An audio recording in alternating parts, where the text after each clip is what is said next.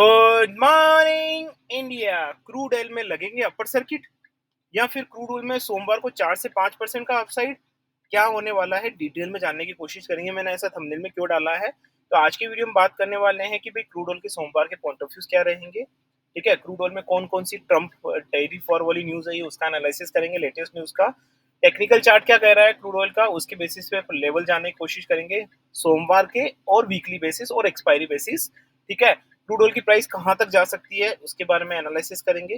Trading strategies क्या कहती है उसके बारे में एनालिसिस करेंगे। तो चलिए दोस्तों, सभी यात्रीगण से अनुरोध है कि कृपया अपनी कुर्सी की बेटी को बांध दे, क्योंकि भैया मार्केट मैजिक मंत्रा का विमान उड़ान भरने वाला है और मेरे सारे यात्रीगण मेरे साथ उड़ान भरने वाला है। तो सबसे पहले तो आप मेरा व्हाट्सएप नंबर नोट कर लीजिए, वही मैसेज करिए जो हमसे जुड़ना चाहते हैं। आई रिपीट, वही मुझे व्हाट्सएप पे मैसेज एंड कॉल करें जो हमसे जुड़ना चाहते हैं। अब आप व्हाट्सएप के नंबर नोट कर सकते हैं।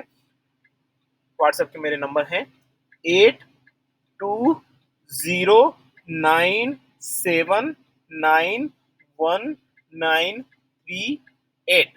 ठीक है, तो ये हमारे व्हाट्सएप के नंबर है, वीडियो के डिस्क्रिप्शन में भी आपको मिल जाएंगे। तो आपको तो पता ही है हमारे 3 कंपोनेंट रहते हैं। सबसे पहले हम न्यूज से स्टार्ट करते हैं, फिर टेक्निकल चार्ट का एनालिसिस करते हैं, फिर ट्रेडिंग स्ट्रैटेजी। जो नए सब्सक्राइबर है उनको मैं बता देता हूँ कि हमारा ये रहता है, क्योंकि हमारा ये मानना है कि न्यूज बहुत इंपॉर्टेंट होती है। मुझे लगता है अब आप सब इस बात से एग्री करेंगे। कमेंट सेक्शन में लिखिए इफ यू आर एग्री। तो न्यूज इंपॉर्टेंट है, तो न्यूज बेसिस हम देखेंगे कि भाई न्यूज के क्या सेंटिमेंटल इफेक्ट पड़ेंगे प्राइस पे। फिर हम टेक्निकल चार्ट भी देखेंगे, और फिर हम ट्रेडिंग स्ट्रैटेजी में, तो हम कंबाइन सारी चीजों को कंबाइन करके अपना कोई एक कॉमन आउटपुट आपको देंगे। तो सबसे पहले तो आ जाते हैं न्यूज पे। तो न्यूज के लिए गाइस मेरे पास काफी सारे वैसे तो जो मेरे एग्जिस्टिंग सब्सक्राइबर्स हैं उन सबको अच्छे तरीके से पता है। लेकिन मैं आपको बता दूं, जो नए सब्सक्राइबर्स हैं जो पहली बार वीडियो देख रहे हैं, मैं आपको बता देता हूँ हम जो न्यूज देखते हैं, मेरे को जो लगता है, मैं किसी को एंडोर्स नहीं कर रहा। मुझे जो लगता है, जैसे ऑयल प्राइस हो गई, आपकी इन्वेस्टिंग डॉट कॉम हो गई, and some point of view to Moneycontrol, no okay, I mean investing dot com is हो गई, ऑयल प्राइस हो गई। These are the, I can say safer side, Bloomberg, Reuters. These are the professional sites, and I think everybody will agree about Bloomberg, Reuters, and investing. Oil price is also, in my point of view, it looks good. So आप जाके यहाँ पे भी news देख सकते हैं, और आपको लगता है कोई और प्रोफेशनल साइट है तो वहाँ पे भी जाके आप न्यूज़ देख सकते हो। ठीक है, तो मैं आपको यहाँ पे न्यूज़ दिखा देता हूँ। ठीक है, तो सबसे पहले मैं यहाँ पे आपको क्रूड की न्यूज़ दिखा देता हूँ। क्रूड पे मैंने क्लिक किया। ठीक है, देखो रिक काउंट 11 अप्रैल की है। मैं आपको इसका हिंदी में भी अनुवाद करूंगा और इंग्लिश में भी बात करूंगा। ठीक है, अब मैं एक जो चीज़ है ना, मैं हमेशा अपने लाइव सेशन में बोलता हूँ। लाइव सेशन हमारा उनके साथ होता है जो हमारे साथ व्हाट्सएप ग्रुप में है, तो उनके साथ लाइव सेशन होता है, और ये चीज़ मैं हमेशा डिस्कस करता हूँ जो आज मैं आपके लिए भी डिस्कस करूंगा। हालांकि मैं हमेशा एक चीज़ मानता हूँ guys, when you are dealing in the crude and natural gas, understand, this is a international event. It's not an Indian event.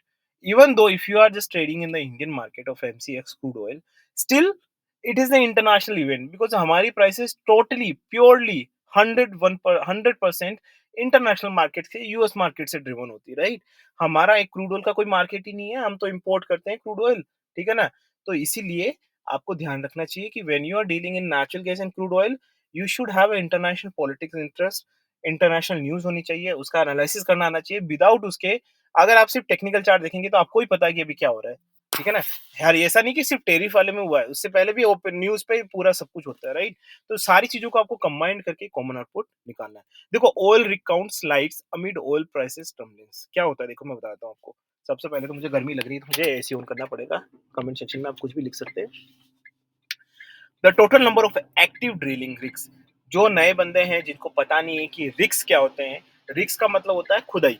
देशी भाषा में बोलूं तो रिग्स का मतलब है खुदाई। कितनी खुदाई हो रही, जितनी ज्यादा खुदाई होगी उतनी ज्यादा डिमांड ज्यादा होगी, तभी तो खुदाई होगी, है ना। तो देखो, total number of active drilling rigs for oil and gas in the United State fell this week. मतलब क्या है इसका, कि भाई साहब ड्रिलिंग कम हुई है। ड्रिलिंग कम हुई है क्योंकि डिमांड नहीं है। According to new data that Baker's Hughes published on Friday, following a two-rig dip in the prior week, the total rig count in the US fell by 7 to, ये देखो अब मैं इसका बता देता हूँ। देखो, जब भी इन्फ्लेशन होता है, मैं आपको एक इन्फ्लेशन की थ्योरी बताता हूँ। मैं 2 मिनट लूंगा आपके, तो आपके समझने के लिए गाइस पूरा देखिए शुरू से लेकर आखिर तक वीडियो। आपको टेक्निकल चार्ट में लेवल्स भी मिलेंगे, don't worry about it, but पूरा देखिए। आज सैटरडे तो फुल यूज करिए। देखो, सिंपल सी बात है कि जब इन्फ्लेशन है, टेरिफ वॉर से क्या हो रहा है, अमेरिका ने टेरिफ वॉर किया।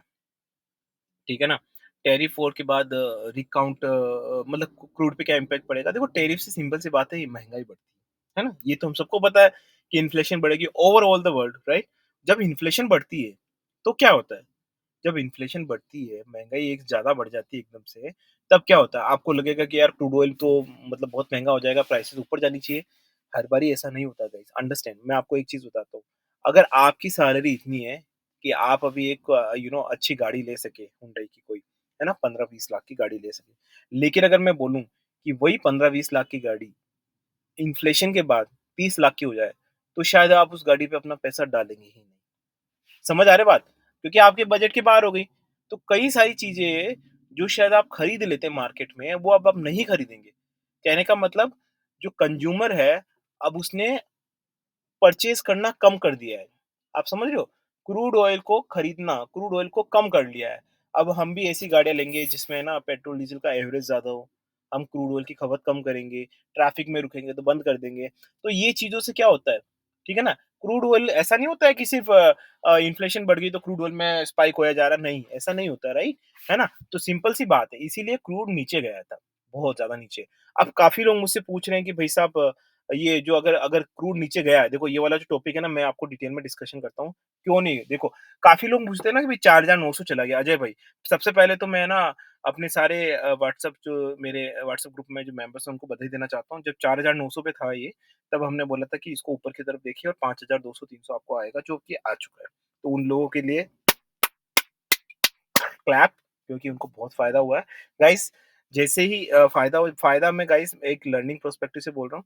तो यहाँ पे मैं आपको बता देता हूँ इस न्यूज़ के बारे में। देखो क्या होता है ना, 4940 जाती है। तो सबसे पहले आप ये सोचिए कि जब ये 4940 की प्राइस जाती है ना, तो किसको ज़्यादा नुकसान होता है? मैं ये सारी चीज़ें इसलिए बता रहा हूँ क्योंकि ये क्रूड ऑयल की प्राइस से रिलेटेड है। इससे आप जब ये चीज़ें समझोगे ना, तो आप क्रूड ऑयल की प्राइस को प्रेडिक्ट कर पाओगे। ठीक है ना? तो इसीलिए मैं बता रहा हूँ कि भैया इन चीज़ों से सबसे ज़्यादा नुकसान किसको है? भाई सबसे ज़्यादा नुकसान यूएस को ही है भाई। सबसे ज़्यादा नुकसान ओपेक को है। भाई क्योंकि उन ओपेक तो ज़िंदा ही क्रूड पे है ना। भाई ओपेक तो ज़िंदा ही क्रूड पे, कच्चे तेल पे है। अगर कच्चे तेल की प्राइसेज़ कम हो जाए, 4900 हो जाए, तो दुबई में तो हाहाकार मच जाएगा। अगर ये जो 4900 की प्राइस है ना, अगर ये लॉन्ग टर्म तक रह गई, मान लॉन्ग टर्म नहीं, 1 महीने तक भी रह गई अगर, है ना? तो ओपेक में हाहाकार मच जाएगा। जो यूएस की शेल कंपनीज़ है, उनको गजब का घाटा होगा भाई साहब। सबके लिए प्रॉब्लम है। किन के लिए प्रॉब्लम है? जो क्रूड ऑयल की कंपनी बिठा के बैठे हैं। इंडिया को नहीं है, चाइना को नहीं है। We don't have OPEC countries, gulf countries, America, Russia, इनको सबसे ज़्यादा नुकसान होगा। ठीक है? तो भाई साहब पॉसिबल नहीं है। तो इसीलिए क्रूड ऑयल को ज़्यादा नीचे भी नहीं ला सकते। जब तक क्रूड ऑयल जो अमेरिका है ना? वो क्रूड ऑयल पे डिपेंडेंसी अपनी खत्म नहीं कर लेता। बट खत्म भी कर दे, वो खुद भी क्रूड ऑयल का प्रोडक्शन करता है, खुद भी क्रूड ऑयल बेचता है। अगर इतने सस्ते भाव में क्रूड ऑयल बिकने लगा, तो फिर क्या करेंगे? ठीक है ना? फिर क्या करेंगे? है ना? तो इसीलिए क्रूड ऑयल की प्राइसेज़ मैंने यही बोला था कि 4940 जो क्रूड ऑयल की प्राइसेज़ आई है, दैट इज़ नॉट सस्टेनेबल। वो सस्टेन नहीं हो सकती। अरे 4900 क्या, मैं कह रहा हूँ अगर 4800 भी आती ना, तब भी मैं यही बोलता कि वो सस्टेन नहीं हो सकती है। इसीलिए मैंने वो कल बोला था, जो मेरे व्हाट्सएप ग्रुप में उनको कल बोला था कि भाई साहब इसको एक्यूमुलेट करो, ये आपको ऊपर जाता हुआ दिखाई देगा। तो अब मैं बता देता हूँ कि सोमवार को क्या होने वाला है। टेक्निकल चार्ट पे आ जाते हैं पहले। News basis I think bullish है, ठीक है ना? देखो रिकाउंट की खुदाई हो ही नहीं रही, बुलिश है, मुझे ऐसा लग रहा है, ठीक है ना? यहाँ पे आपको बता देता हूँ कि क्यों बुलिश है। आप बोलोगे सर खुदाई नहीं हो रही, रिकाउंट कम हो रहा है, तो बुलिश कहाँ से जाएगा, ऊपर कहाँ से जाएगा? मैं सारे रीज़न्स आपको बताता हूँ। पहले टेक्निकल चार्ट पे चले जाते हैं, ठीक है? तो जैसे ही टेक्निकल चार्ट पे जाते हैं, मैं आपको एक डिस्क्लेमर दे देता हूँ, ब्रीफ में आप पढ़ लीजिए। This video and this channel is only for learning and education purpose. यहाँ पे किसी भी तरह की बाय सेल की रिकमेंडेशन नहीं दी जाती है। I am not a certified SEBI adviser, I am not certified any kind of financial adviser, I am not certified SEBI trainer, I am not certified SEBI risk management nor strategic management specialist. I am an individual जो अपने point of view देता है, उसके बाद भी आप नहीं मानते और मेरे पॉइंट ऑफ व्यू में आप रियल में ट्रीट करने लगते हैं, तो वो सिर्फ और सिर्फ आपकी जिम्मेदारी है, मेरी जिम्मेदारी नहीं बनती है। ठीक है? तो ये हम आ गए क्रूड ऑयल के चार्ट पे 5315। तो देखिए अब मंडे को क्या होने वाला है। मेरे हिसाब से मेरे हिसाब से बताता हूँ, वैसे तो हम दोनों कंडीशंस अप्लाई करेंगे, क्योंकि मैं हमेशा बोलता हूँ आपको कि मैं सैटरडे को वीडियो बना रहा हूँ, जनरल आउटलुक दे रहा हूँ, संडे को अगर कोई न्यूज़ आ गई तो मैं पूरा रिवर्स कर सकता हूँ। ठीक है? आप भी जानते हैं कि यहाँ पल-पल में न्यूज़ आ रही है, पल-पल में सारी चीज़ें चेंज हो रही है। तो मैं आपको एक जनरल आउटलुक दे रहा हूँ। तो मुझे ऐसा लगता है कि ये आपको जल्द ही, आई रिपीट, आपको जल्दी 5,600 से 5,700 के बीच में दिखाई देगा। सोमवार को मुझे लगता है कि बड़ा स्पाइक होने वाला है अपसाइड के लिए। ओके, ऐसा मुझे लग रहा है। संडे को भी मुझे न्यूज़ देखनी पड़ेगी, अगर संडे कुछ चेंज होता है तो हो सकता है मैं रिवर्स भी कर लूँ। तो मुझे लगता है कि एक संडे को मंडे को है ना, जो सोमवार है उसको एक बहुत बड़ा स्पाइक होने वाला है 3 से 4% का, और आपको ये शायद मंडे को ही 5,600 के आसपास आता हुआ दिखाई देंगे। अब इसका रीज़न बता देता हूँ, चार्ट पे रीज़न बता देता हूँ। देखो चार्ट में सपोर्ट और रेजिस्टेंस बता देता हूँ आपको। जो 5,300 मुझे लगता है कि 50 है, 55 मान लीजिए। अगर 5,355 ब्रीच होता है तो मुझे लगता है कि आपको जल्दी 5,600 दिख जाएगा आराम से, प्लेट में। है ना? यूँ कहीं दिख जाएगा, कोई इसमें दिक्कत वाली बात नहीं होगी, ठीक है ना? तो मुझे ऐसा लगता है कि ये जर्नी वापस से आपको 5,700 से लेके 6,000 के बीच में जर्नी आती हुई दिख सकती है, ऐसा मेरा मानना है। अब इसका रीज़न टेक्निकल चार्ट पे तो मैंने बता दिया कि 5,300 पहला जो रेजिस्टेंस है 5,355 है, उसके बाद सीधा 5,600, फिर 5,620 किया तो मुझे लगता है 5,700 से 5,800 के बीच, ठीक है ना? उसके आगे मैं ज़्यादा बताऊँगा नहीं क्योंकि बहुत लंबा हो जाएगा, उसके लिए डेली असेसमेंट ज़रूरी है। और यहाँ पे सपोर्ट क्या रहेगा? देखो सपोर्ट सिंपल सी बात है, मुझे लग रहा है कि सपोर्ट रहेगा यहाँ पे आपका 5,220 का। इम्पोर्टेंट सपोर्ट है ना, एक वो कायम रहना चाहिए।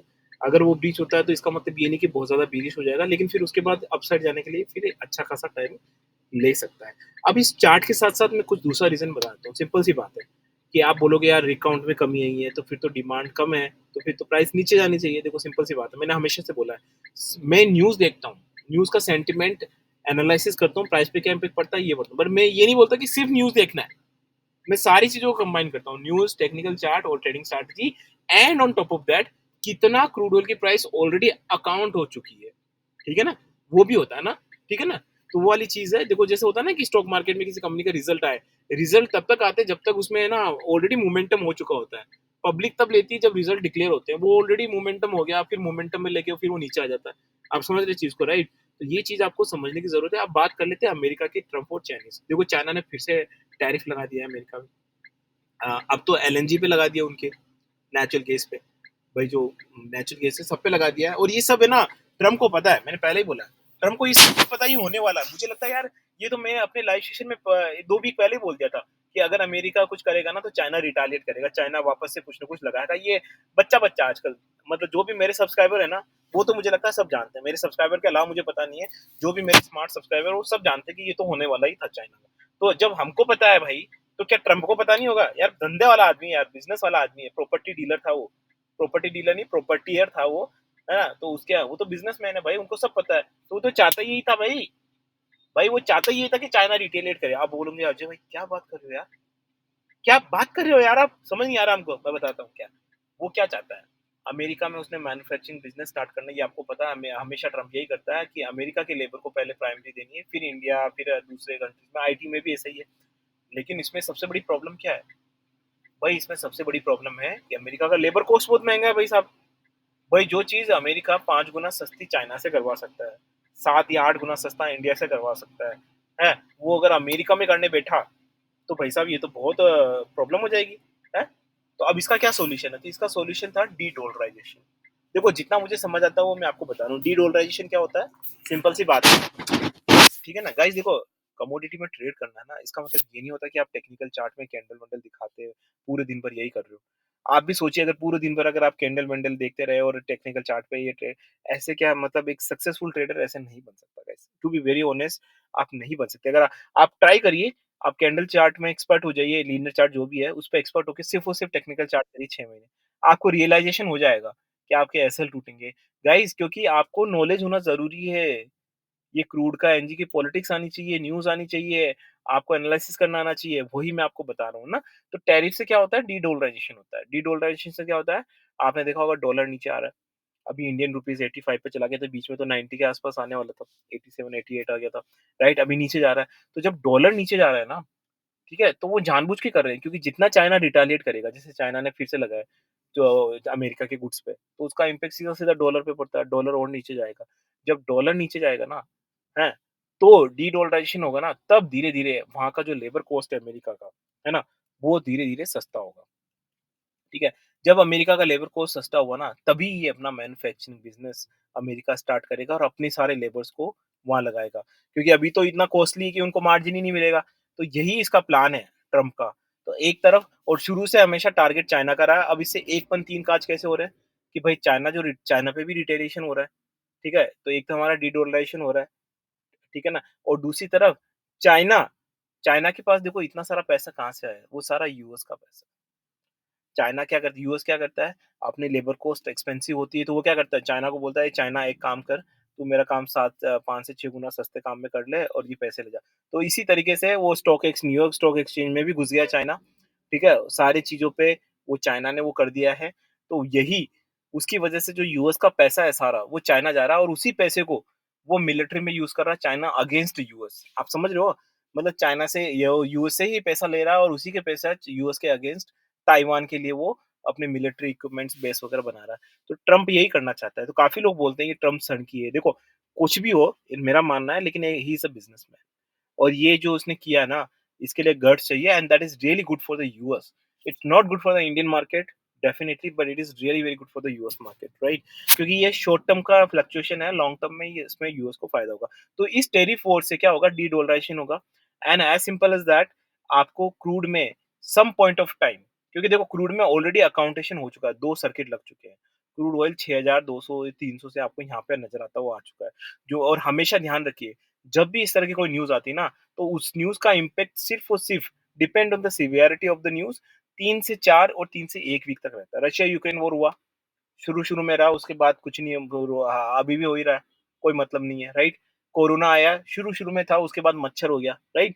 तो जो भी कोई सेंटिमेंटल ये मार्केट में होता है ना, वो शुरू में कोई न्यूज़ आती है ना, जैसे इज़राइल-हमास का युद्ध हुआ, जब शुरू में 2-3 बार युद्ध हुआ तब हुआ, बाकी उसके बाद तो हमले होते रहते, कोई फ़र्क ही नहीं पड़ता, राइट? तो शुरू में इनिशियली जो कुछ होता है ना, वही अकाउंटेबल होता है स्टॉक मार्केट की प्राइस में, कमोडिटी की प्राइस में, जो कि यहाँ पे अकाउंट हो चुका है पूर्व में। तो अब मुझे लगता है इसी रीज़न से बोल रहा हूँ कि अब टेरिफ वॉर में ज़्यादा कुछ बचा नहीं है। छोटे-मोटे टेरिफ वॉर लगते रहेंगे, मार्केट ने इसको पचा लिया है। मार्केट ने पचा लिया है कि भाई अब ये तो टेरिफ वॉर तो चलता रहेगा, ठीक है? मार्केट ने इसको पचा लिया है। तो मार्केट की एक अपनी चाल होती है, फंडामेंटल अलग होते हैं, एक मार्केट की चाल भी अलग होती है, सब कुछ अलग-अलग मार्केट का अपना खुद का चाल भी होता है, राइट? अभी जैसे मैं बोलूँ अजय भाई का बोलने का तरीका ऐसा, अब बोलने का तरीका ऐसा इसमें कोई टेक्निकलिटीज़ नहीं है। This is Ajay. ये मेरा तरीका है, ये मेरी चाल है, राइट? मैं ऐसे ही करता हूँ। इसी तरीके मार्केट की भी अपनी चाल होती है, राइट? तो ये आप ध्यान रखिए, इसीलिए मैं बोल रहा हूँ कि अब जो टैरिफ वॉर का हो चुका है, वो हो चुका है। पहला रीज़न सिंपल सा, टैरिफ वॉर का जितना भी डिस्काउंट था, वो अकाउंटेड हो चुका है इसमें क्रूड की प्राइसेज़ में, ठीक है? सिंपल सी बात है। दूसरी बात, डॉलराइज़ेशन, डी-डॉलराइज़ेशन होने से क्रूड ऊपर जाता है, there is no doubt about it, ठीक है ना? तो मैं गोल्ड पे भी वीडियो बनाने वाला हूँ क्योंकि इसका देखो ये सारी चीज़ें रिलेटेड है, crude, gold, silver, de-dollarisation, dollar, currency ये सब अपने आप में एक-दूसरे से कनेक्टेड है। तो तभी तो कह रहा हूँ गाइस, जब तक ये नॉलेज आपको नहीं होगा ना, आप ये देखते रहिए, ये खोलते रहिए टेक्निकल चार्ट ये वाला, ठीक है? ये बोलिए कि ये भाई साहब ये टेक्निकल चार्ट है मेरा, ये इसमें कैंडल लगा लूँ। काफ़ी लोग बोलते हैं यार कैंडल से बता लो, अरे मैं बता दूँगा तेरे को भाई, ले कैंडल, ले भाई कैंडल। क्या कर लेगा कैंडल में? हैं? क्या भाई कैंडल देखो भाई, कैंडल तो आनी चाहिए आपको। कैंडल मैं नहीं समझाने वाला, कैंडल के तो भरपूर वीडियो पड़े हुए हैं यार, आप कैंडल डालोगे, कैंडल स्टिक है, लोगों का काम ही कैंडल स्टिक पे वीडियो बनाना है। और इतने सारे वीडियोज़ मिलेंगे आपको, हेड से टेल से लेके उसको कोई सीखने में कोई बड़ी बात नहीं है, कोई एक अनपढ़ गँवार भी 10-15 दिन के अंदर टेक्निकल चार्ट सीख सकता है। कमेंट में ऐड करिए अगर मैं देखो सीख सकता है ओवर दैट पीरियड प्रैक्टिस कर सकता है। लेकिन बात सुनिए, सिर्फ़ टेक्निकल चार्ट से सक्सेसफुल नहीं मिलती है। अगर आप मेरी इस बात से सहमत हो तो कमेंट सेक्शन में लिखिए। उसके साथ-साथ आपको दूसरी चीज़ों का नॉलेज होना चाहिए and same goes for the stock market as well. But crude और ये जो क्रूड ऑयल है ना, ये थोड़ा ज़्यादा इंटरनेशनल एक्टिविटी है, तो यहाँ पे थोड़ी ज़्यादा न्यूज़ देखनी पड़ती है। भाई स्टॉक मार्केट में आपको इंडिया की न्यूज़ देखनी है, भाई बैंकिंग सेक्टर है उसका अमेरिका से मतलब तो है डो जोन्स का लेकिन इतना ज़्यादा नहीं है। हमारा खुद का अपना फाइनेंशियल सेक्टर है, लेकिन हमारा खुद का क्रूड नहीं है ना भाई, हमारा खुद का नेचुरल गैस नहीं है।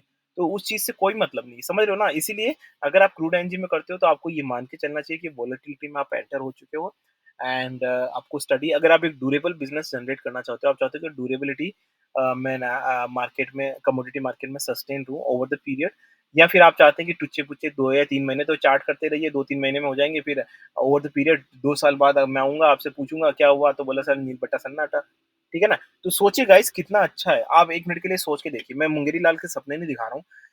आज कोई भी हम धंधा खोलते हैं गाइस, ठीक है ना? ये बहुत इंपॉर्टेंट चीज़ है गाइस, आप ध्यान रखिए। मार्केट में साइकोलॉजिकल और माइंडसेट भले ही स्पोर्ट्स हो या आपका कोई भी जॉब हो, बिज़नेस हो, हर जगह काम करता है। क्रिकेट में माइंडसेट काम करता है, धोनी माश है, ठीक है? अपने माइंडसेट की वजह से ही सक्सेसफुल रहा है, ठीक है? वो माइंडसेट उसका हटा दीजिए, तो वो कुछ भी नहीं है। फिर वो एक नॉर्मल बेटर बन जाएगा, कुछ नहीं बनेगा, राइट? माइंडसेट बहुत ज़रूरी है गाइज़, ध्यान रखिए। इसीलिए मैं आपको बोलता हूँ, अगर आपने यहाँ पे देखो, आप जब लर्न करते हो ना गाइज़, तो ध्यान रखिए लर्निंग भी अपने आप में एक इन्वेस्टमेंट है।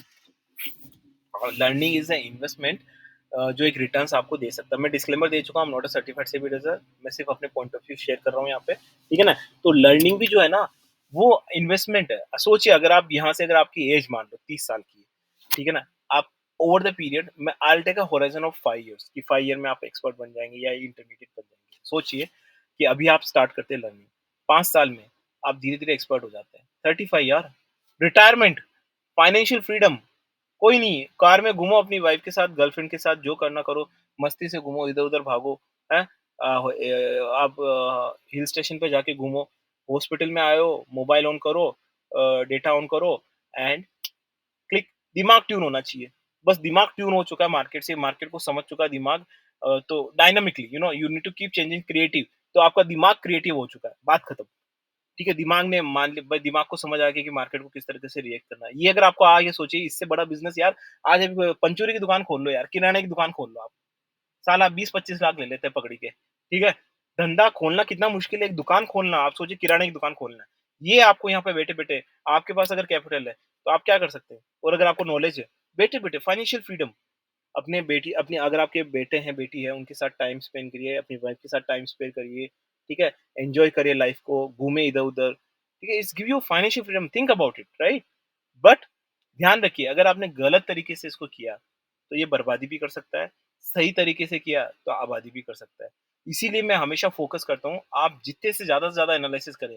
हमेशा ये कोशिश करिए कि यार अजय भाई ने आज ये टेक्निकल चार्ट बताया, हैं? तो मैं अगली बार है ना न्यूज़ भी देखूँगा, अगली बार सिर्फ़ न्यूज़ नहीं, मैं हिस्टोरिकल पैटर्न भी देखूँगा यार अजय भाई, मैं तो और देखूँगा। आपने तो इतना ही बताया, मैं हिस्टोरिकल पैटर्न भी देखूँगा, मैं ट्रेंड भी देखूँगा और मैं बहुत सारी चीज़ें करूँगा। करो यार, ऐड करो। You are putting your money brother, हैं? आप सिर्फ़ ऐसे गैम्बलिंग में, कैसीनो में, अगर आपको ऐसे ही करना है, तो कैसीनो में जाइए फिर, हैं? यहाँ पे करो, कुछ मतलब नहीं है। यहाँ पे अपना टाइम भी वेस्ट कर रहे हो आप। ठीक है, दिमाग रोज़ दिमाग खराब है, एक दिन कैसीनो में जाके कर लो, बात खत्म हो गई। भाई अगर आपको प्रोफ़ेशनल करना है, तो you have to be act like a professional, right? ठीक है ना? तो ये आपके माइंडसेट पे डिपेंड करता है और मैं माइंडसेट में भी बहुत मदद करता हूँ, कैसे आपको माइंडसेट आपका ठीक रखना है। Over the period it's all about practice, ठीक है ना? भगवान को भी अगर पाना है, तो आपको प्रैक्टिस करनी पड़ेगी, साधना करनी पड़ेगी। That is all about practice, कि भाई साहब मुझे ये प्रैक्टिस करनी है, दिन भर मेडिटेशन करो, प्रैक्टिस करो, राइट? ऐसे नहीं हो जाता ना। भाई हिमालय पे जाते हैं, उनको भी सालों लगते हैं, उसी हिसाब से हर जगह प्रैक्टिस की ज़रूरत है।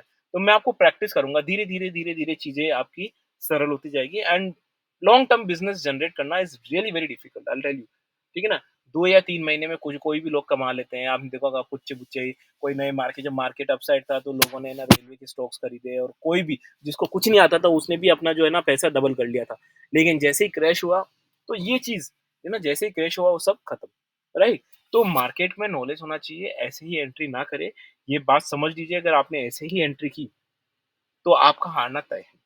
भले ही अब पैटर्न अलग हो सकते हैं कि आप 2 महीने में जीते, फिर 6 महीने हारे, 1 महीने में जीते, फिर 1 साल बाद हारे, पैटर्न अलग-अलग हो सकते हैं, हारना तय है, ठीक है? तो आशा करता हूँ कि आपको मेरा वीडियो अच्छा लगा होगा गाइस। वीडियो अच्छा लगा तो वीडियो को लाइक करें, सब्सक्राइब करें and do whatever you want guys. Please subscribe करें, लाइक तो करिए यार गाइस, इतनी गर्मी है, बहुत ज़्यादा गर्मी है आजकल। आपको पता है हर जगह गर्मी है नॉर्थ इंडिया में, तो बहुत ज़्यादा गर्मी है, तो प्लीज़ यार थोड़ा-सा सपोर्ट कर लीजिए। मैं भी, मेरा गला सूख गया बोलते-बोलते, तो लाइक तो बनता है यार guys. With this nice full and now तो this is Jain signing off guys, bye bye.